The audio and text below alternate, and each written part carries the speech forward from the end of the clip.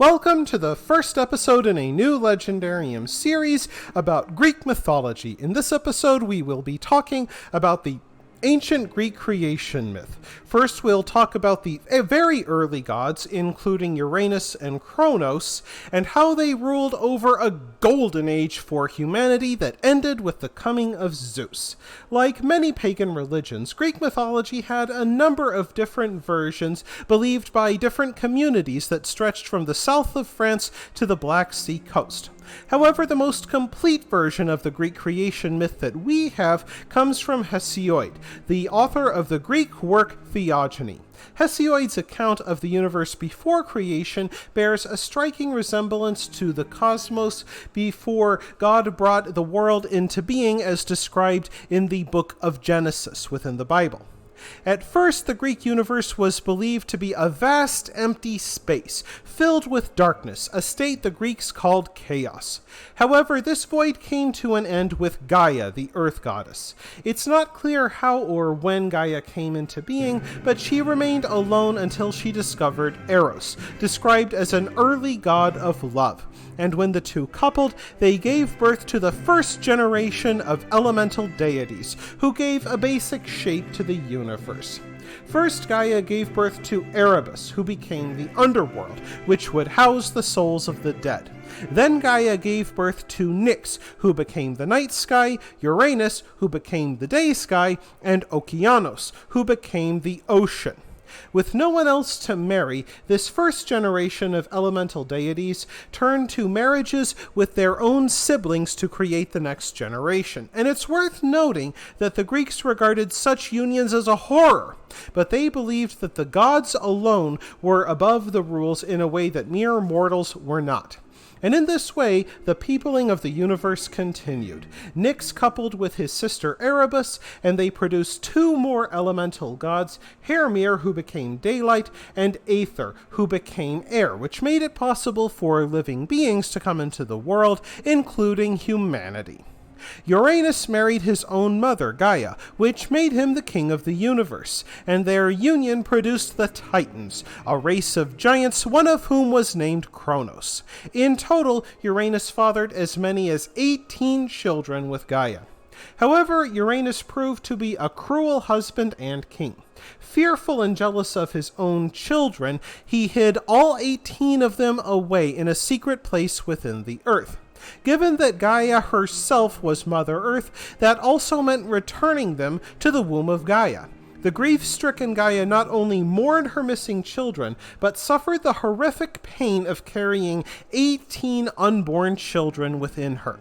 Unable to bear the grief and pain anymore, Gaia forged an adamantine sickle in secret, and then urged her children to topple their cruel father. Cronos, the youngest of the 12 Titans, proved to be the only one brave enough to challenge Cronos, Father Sky, himself. Gaia not only gave Cronos the sickle, but she also used her body to form a mountain valley which concealed Cronos until he could ambush his father Uranus the next time that he came to lie with Gaia. And when Uranus approached, Cronos ambushed and castrated his father. When Uranus's blood fell to the earth, another generation of gods and monsters emerged from the wreckage of his body. The races of giants and nymphs came from the spot where Uranus's blood and flesh fell. And when Cronos hurled Uranus's private parts into the ocean, the goddess of love Aphrodite emerged from the water. However, Cronos' ambush also meant the end of Uranus' rule over the world. However, before Uranus left, he gave Cronos a prophecy that just as Uranus had been overthrown by his son Cronos, one day Cronos' own sons would overthrow him. Despite his father's warning, Uranus then married his sister Rhea and established himself as king of gods and men.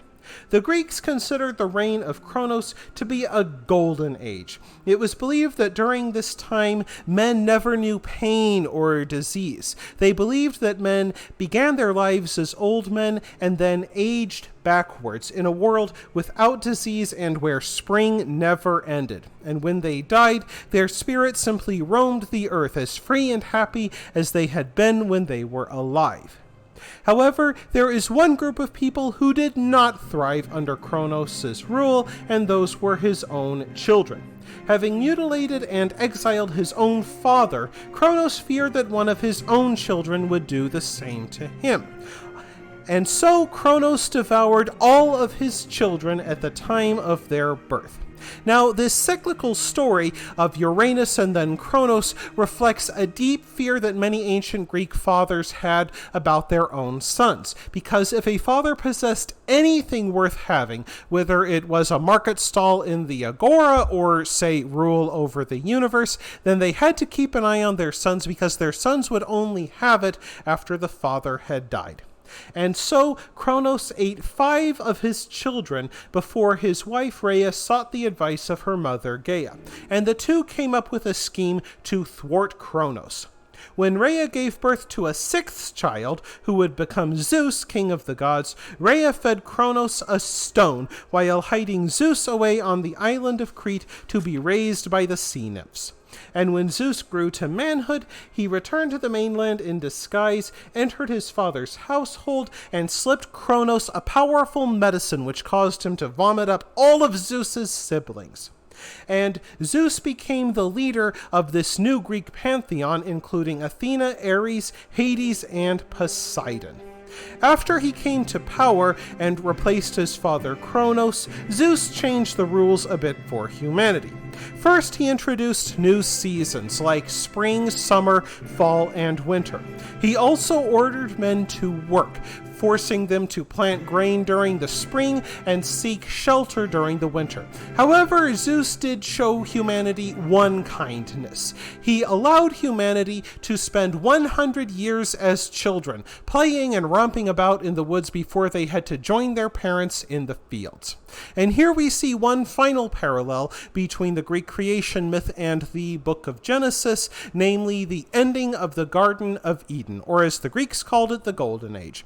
And that wraps things up for this episode of The Legendarium. I hope you enjoyed it. If you like what you saw, press like. If you want to see more, press subscribe. And if you've got anything to say, let me know in the comments section. Thanks again for joining me, and I hope you have a great rest of the day.